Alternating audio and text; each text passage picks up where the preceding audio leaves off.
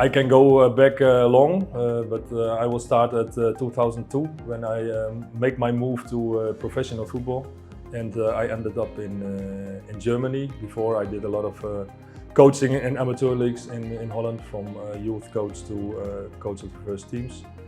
So I started early with my coaching career, but in 2002 I went over to Germany and started the SF Nuremberg as an under 15 coach, and also was responsible for the under 15 until under 8.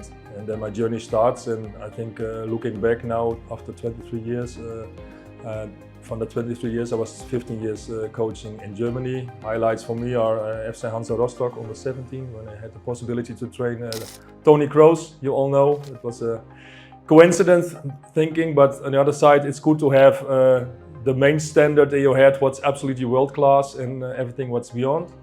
And my time in VfL Wolfsburg, when I was assistant coach from Klaus Augenthaler, maybe known as the world champion 1992, made me also look in a different way to football.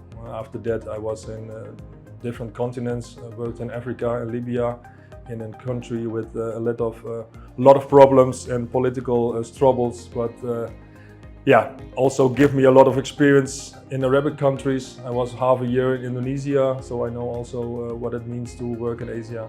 And I have also half a year in the Faroe Islands, a small community. And what's the funny thing, I think, in my career is I worked in one of the smallest countries in the world with only 50,000 people, and now working in India with 1.4 billion people is a totally next level, of course. Before I was a coach, I also worked as a social worker. I had a lot of experience as a sport therapist and also as a social worker in jail in Holland. I must say the jails in Holland are a little bit different than in other countries, but so I have also a social background, and I think that combined with being a social help here and all my experience as a coach to combine in one job was for me the trigger to come over here. And I'm luckily that I come to an organization who is very well organized. And with my earlier experience in Asia, I came in total chaos. And here I'm very surprised and relieved how the organization is standing. So for me, I didn't have to take too long to think about it to step in Young Champs.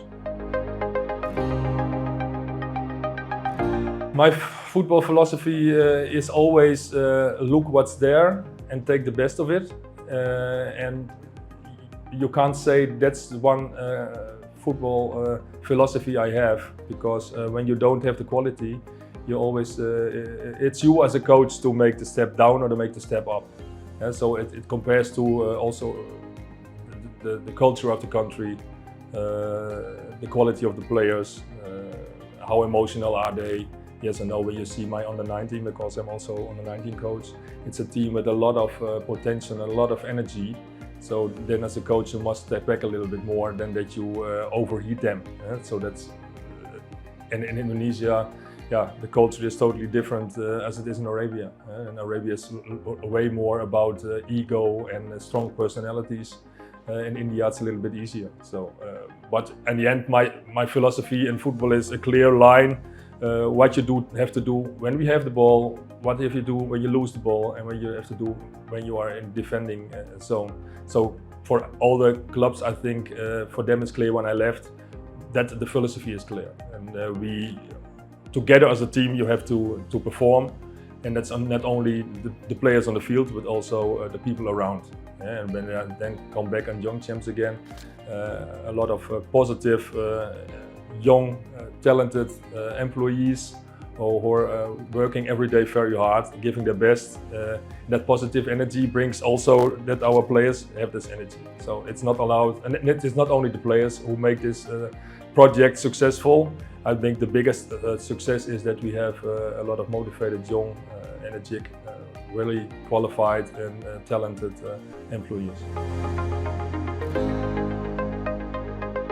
The direct goal is, of course, to develop players for the next step next year. So that means that we have make the schedule as tight that they have 8 months to prepare for the big world, and that makes the challenge even more bigger. So one side, it's okay to talk about the goals of the team, but the other side, the most important part is that the individual is in front, because they have to take care of their own careers, and we have to help them the coming month in this progress. So it's not about results, except every game is the next step for them, and every day is the next step for them. And that's, for me, it makes one side, it makes me a little bit sad that it's only 8 months to work with them, and the other side, it's a big challenge to give everything, and they have to give everything also. I think that I must be really lucky that Sandro and Mark have, together with Josh, have made a big, good concept from the last 8 years, of course, and I'm able to defend their heritage and to make next steps, in the sense that I can talk about details, because the big structure is there. Sandro left and led a good organization after him. So for me, it's easy to step in. I'm in a very lucky position, and when you can talk about details, then it means that the basic is there, that the basic of the organization is there, well lead. And you can concentrate on the details. And the details are mostly the most important things in football, because the details make the difference.